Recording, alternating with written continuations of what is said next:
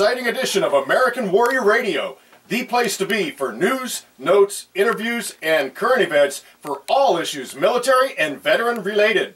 If you or someone you know has ever worn the uniform of the U.S. Army, Navy, Air Force, Marines, Coast Guard, or National Guard or Reserves, you've come to the right place. American Warrior Radio, right here on the Talk to Me station, AM 1300 WMEL, and folks, we're online worldwide at 1300WMEL.com, and as always, we're sponsored by AVET Project. Now listen, this program is all about supporting our troops and their families, both past and present. So please, get comfortable, grab a nice beverage, don't forget a pen and paper, because Glenn and I are always efforting to bring you important information that you can use and share with others. With that said, let's roll down the runway and get this show off the ground.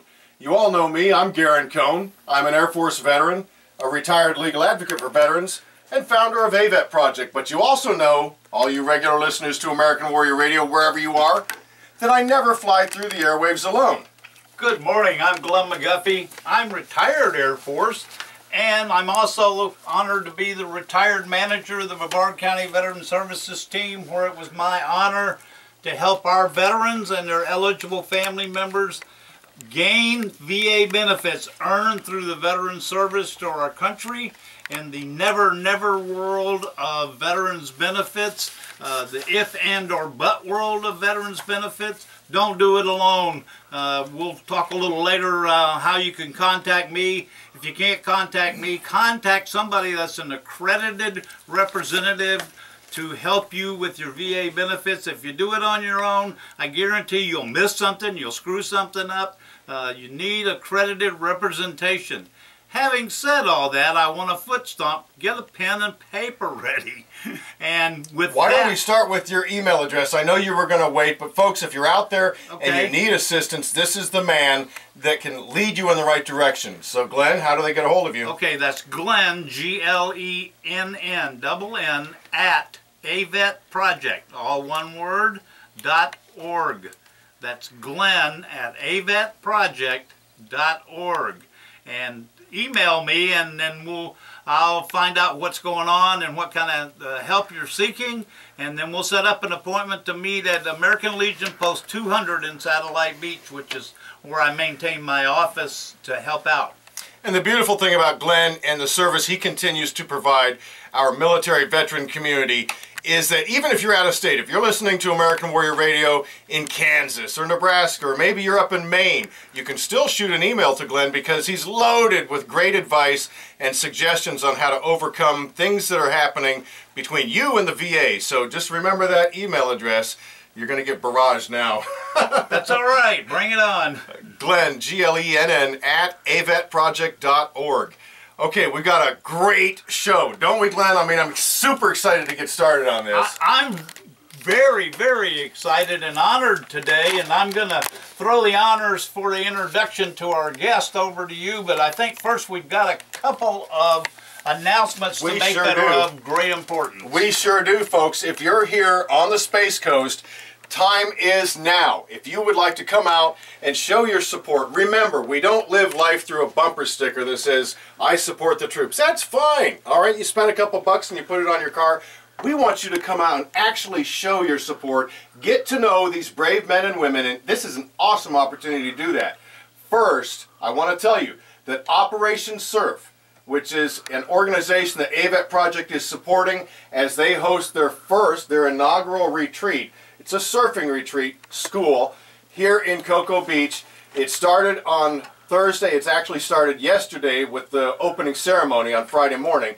But today they're actually out surfing at or near the beach house just on the other side of Patrick Air Force Base. Yeah, if you're an old-timer around here, that's where the old officers club used to be. But you can't miss the beach house there.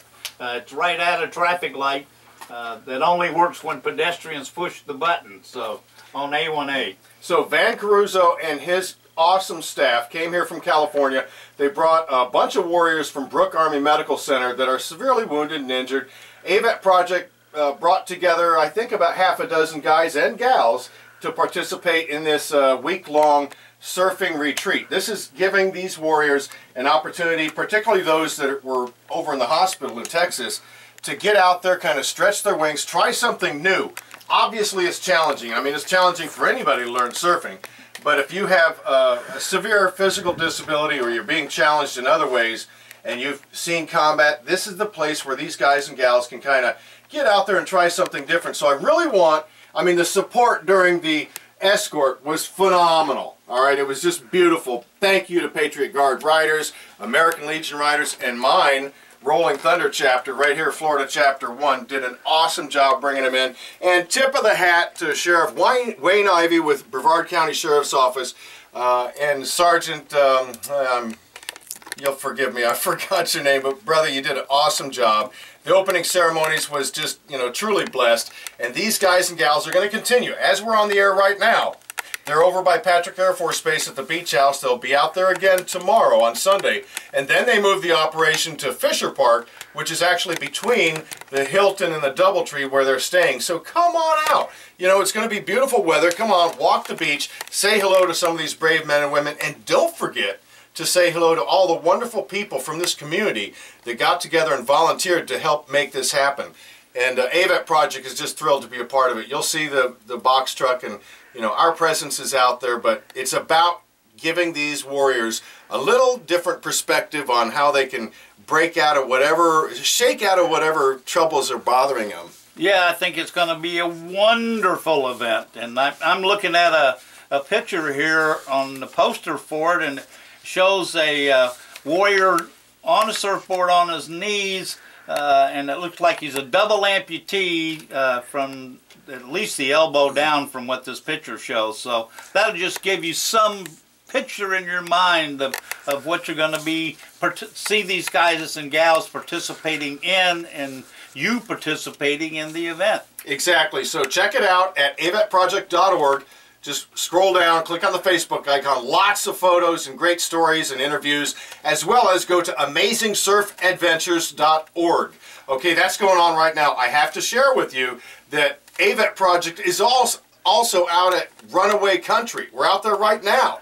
All right, I'm not, but the rest of us and our volunteers are. It's a blast. This is a big music celebration, and AVET Project was blessed to have somebody pony up the money for us to go out there. So thank you, whoever that anonymous donor was. Otherwise, it's just too costly for us, but gives us a great opportunity to meet and greet some of y'all. And if you want to stop by and say hello to me, maybe even Glenn will make the rounds out there.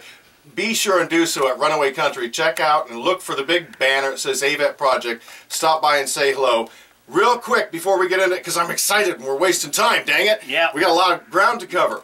Next week, we're going to be sharing Space Coast Community Law School, so get prepared for that, because Britta Hawkins is going to be in studio talking about this awesome spring term that's coming up. So you'll be well informed, and we want you to pre-register for that. Just tune in, same time next week for American Warrior Radio, where we'll talk about that. Okay, enough is enough. My goodness, I'm so excited. We haven't done a runway report for the 920th Rescue Wing in some time, so we are like doubly blessed to have in studio a very, very special guest. So go ahead, Vince, cue that music.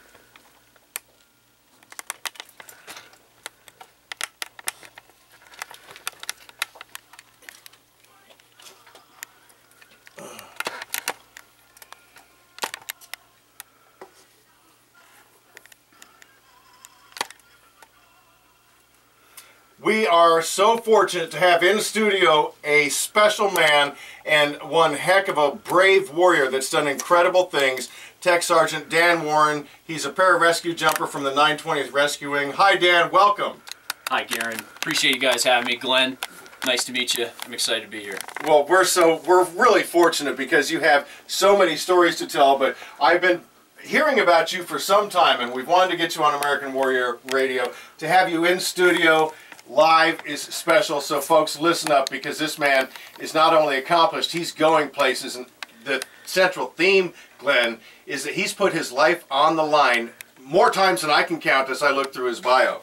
Oh, absolutely, and to do that, he was saving lives while doing that, sometimes at great risk to his own life and his battle buddies, if you will. And we're just greatly honored to have you here, Dan. And I appreciate that. why don't you give us a little bio, quick bio on yourself, wherever you were born and raised, and education pursuits and so forth. Sure. My name's Dan Warren. I'm from Springfield, Massachusetts, and I graduated high school and went into the Air Force Reserve as part of an aeromedical evac troop. When doing that, I was able to travel a bunch, get introduced into medicine, but ultimately my biggest goal was pararescue. And I was able to go through college, and pretty much as soon as I graduated, I immediately tried out for this team here at Patrick. And I was able to do some cross-country and swim teams in college to prepare for it, and I think it helped. And now that I'm here, I'm pretty excited. Well, is there a military tradition in your family? There is not. My family. So you started a new tradition. Well, it's my family has a history of service. My parents, my dad has worked for the city as the economic developer and worked under several mayors. My grandfather actually was in the Merchant Marines and worked U-boats in the World War II. That generation fought World War II. His brother, my parents' parents did, but my parents stuck mostly the civil side. Okay, so what prompted you? What was the great interest? What led you to say, hey, I'm going to join the Air Force? And then, of course, you went way beyond that. But what was the initial reason? Well, the initial reason was always pararescue. And, I think it started with a love of comic books, reading DC Comics and Superman and Justice League. And, at one point in my high school, I said, you know what, I'm going to try to see as close as I can get. And I saw online an ad for Superman School. And that's what we call our indoctrination training. And it's, it really should be called How to Survive Drowning Everyday School, but unfortunately it's just what it is. So, the very job entails one of the most non-politicized, self-actualizing events of saving others' lives when few other entities can do it. And that appealed to me. So I did a very systematic approach of doing sports that related to this to prepare for it, and majors in college that were very close to it, and eventually was able to try out and do it. And for instance, you went to college, which is interesting because the pararescue jumpers are enlisted folks. So you actually, even though you earned your degree, you went into the enlisted side of the house. Correct. It was actually the career field was started by a doctor and 3 med techs that jumped into China, Burma in 1943. So there were officers initially, but historically, pararescue's been an enlisted career field. There are officers now known as combat rescue officers, but the pararescueman is the technical expert that's on the ground, jumping in, helping plan the mission, and executing the mission. And that's something that allures to me, and I love being enlisted and the time that I've spent enlisted. Well, and tell our folks what the term PJ stands for. I'm sure a lot of listeners out there aren't familiar with that term, and maybe take that on forward and describe some of the training and qualifications necessary to become a PJ, because I understand it's pretty doggone extensive. Yeah, it was a long training pipeline. J is one of the things we have to write into the forms in which we submit when we jump. J is a coding for jumper. Interesting. And PJ has just been kind of a natural progression. So a lot of times the slang has been called as pararescue jumpers or para-jumpers, and it's caught on ever since then. Another vernacular we go by is a pararescue man. The training that's gone into this is it's a long course of different schools, and they call it the pipeline. And that ticket to ride the pipeline is the indoctrination course that happens in San Antonio, Texas, at Medina Air Force Base, where, like I said earlier, it's testing your resolve, and they can't really induce combat stress, so they just take away oxygen. So a lot of it is finding your resolve at the bottom of a pool and learning what you're made of. And after you've done 13 weeks of calisthenics and swimming and running and a lot of very testing events, you go to a lot of fun schools. Okay, we're talking with Tech Sergeant Dan Warren. He is celebrated and, let's just be honest, famous now pararescueman with the 920th Rescue Wing. What is the AFSC for pararescueman? What's the Air Force specialty code? Sure, it's X1T271. That's what I am. And there's a lot of qualifiers in there, but that is what it is. And when you came in, that is specifically the career field you sought out. It's not like you cross-trained from some other MOS for other people in the other branches of service. That's Army. specifically what you went into. Well, first I went into aeromedical evac. I was a 4N, and I was a flying med tech. And I did that so I got a better grasp of medicine, but it was only to get ready for pararescue.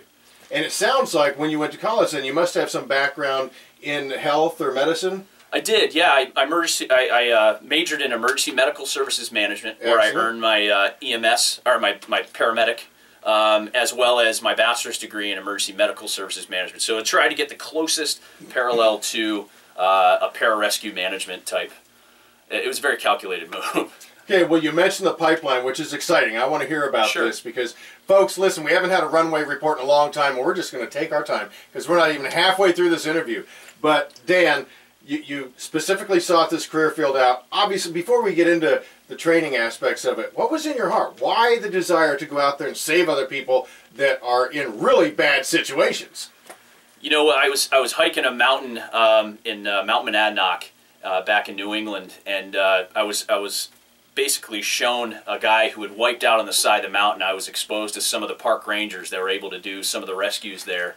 And it was something that really allured to me. And I think, honestly, if I sat at a desk for more than 5 minutes, I'd probably need an ejection seat because I'd lose my mind. So, you know, a short attention span, a lot of energy, and a willingness to get out there and help guys where few others can is something that appeals to me. Which is, let's just share with the audience right now, what is the motto of the 920th Rescue Wing? That others may live. That says it all. I mean, that's really the impetus for you to get involved in this. Put yourself on the line so that others can live. It's pretty interesting stuff. So as we talk about this, you mentioned the pipeline because, again, if anybody's interested, let's say there's a young man, is it open to women? Is the career field open to women? Not right now, no. They're reviewing some steps to see if physiologically they can do it. You know, there's an intent at a much higher pay grade than mine, but right now it is a career field that is closed to men. And Glenn, we've mentioned that before when we had some of the West Point grads in here about special operators and how limited that is for the other sex, you know, the fairer sex, as they say. Yeah, and I've heard a few high-ranking generals talk about it and say, we don't have anything against it as long as they can meet all the qualifications to qualify for being one of these special operators or PJs. Okay, so we're getting some background. You got out of college, you sought this career field out, and what was this indoctrination like? Did you expect it? I mean, did somebody say, hey, this is going to be Hell Week on wheels? You know, I spent a lot of time glued to a computer researching it. You know, I lived and breathed it and tried to find as much information as I could. I didn't really have any real PJ contacts, so it was mostly a lot of time spent on YouTube, a lot of time spent on National Geographic specials, and really just trying to digest as much as I humanly could. So I had an idea what I was in for, but that all changed as soon as you hit the pool deck. Okay, share with us. Come on, walk us through this. What happened? Day one. All right, day one, you're surrounded by probably about 130 guys, and they have a test of, you know, calisthenics, running, swimming, water confidence they call it, but really it's a sequence of events in which you know, you don't have a lot of oxygen. You got to do some kind of finite tasks in the water. That weeds out 40 guys to you know, day one. Wow. You know, and then every day it's the 4:30 wake up with being on the deck of the school, running to the schoolhouse with an 80-pound pack, and you know, all sorts of calisthenic exercises, and then getting muddy and doing calisthenic exercises, and then going to the pool and doing 3,000-meter swims and doing underwaters, going to lunch and eating 3 slices of bread because you're afraid you're going to puke in the pool, and coming back and oh man, that's when the fun starts of underwaters. You survived that, okay. Yeah, and you're still in your BDUs, so it's underwaters followed by mask and snorkel recoveries and buddy breathing and all sorts of fun things that the instructors could cook up on top of that, just to see where you're at mentally when things aren't going your way. So, and if there's a weakness, they find it. And are they willing to work with it, or if you'll wash right out if they discover a weakness? You know, I think it's all attitude. Yes, there are some tests where it's a go, no-go event, but, you know, if you go in there with a humble attitude and you know, an unwillingness to relent or quit, they're going to sense that and work with you. If you go there like you own the place, they're going to have their way with you and chew you and spit you out. Understood. So it's like never-ending boot camp right from day one. It is Groundhog Day of the most extreme degree. I think it's a heck of a lot more than boot camp. Yeah, I'm thinking. And folks, you can check this out on YouTube because we do upload all of the American Warrior Radio episodes up on the American Warrior Radio Facebook page and also on YouTube. And you can see the specimen we have in front of us. Extraordinary physical condition, and that was kind of a prereq. If you weren't in awesome shape already, you weren't even going to last day one. Yeah, and the nice thing about it is, you know, they take guys, much like some other special forces where they take guys that have been in a while. This is guys off the street. And the intent is to, yes, build you up. So you could come in with some physical capability, but really they're going to teach you what you need to have. You need to walk in the door with resolve. And humility, resolve, and mental toughness, and they'll do the rest. Whereas others, they need you to have time and service as another job, and that's not a prerequisite for pararescue. That's what makes it very special. I guess so. And let's just speak in general terms. How many pararescuemen are there in the Air Force? I think the number jumps around 400 and 500. So very few. This is a very select bunch of guys. Oh, absolutely. And I know from having one of your other pararescue buddies on here, I don't know if he's still in the 920th or not, but Nick Gibson, yeah, our Mount Everest climber. We'll get an update from him here soon enough.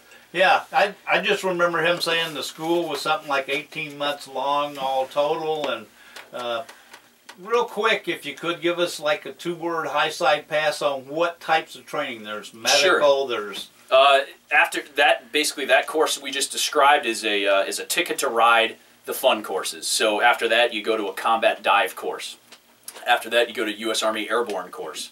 It may not be in this sequence. After that, you go to the Halo School, high altitude, low opening, free fall, skydiving. After that, you go to survival school. Soon after that, you go to dunker training, where they put you in a H-860 and spin you around and underwater and see how you react. After that, it's a lot. I know a lot of PJs play chicken underwater and see how long they can stay down there. After that, you go Hold that thought. Sure. We want to continue right after the break on American Warrior Radio. Don't go anywhere. We're just getting started. And I want to say a special thanks to Scott for coming in here and doing the video work today. Folks, don't go anywhere. Go refreshing your beverage. Make sure you have a pen and paper because we got some good stuff. We'll be right back on American Warrior Radio right here on AM 1300 WMEL.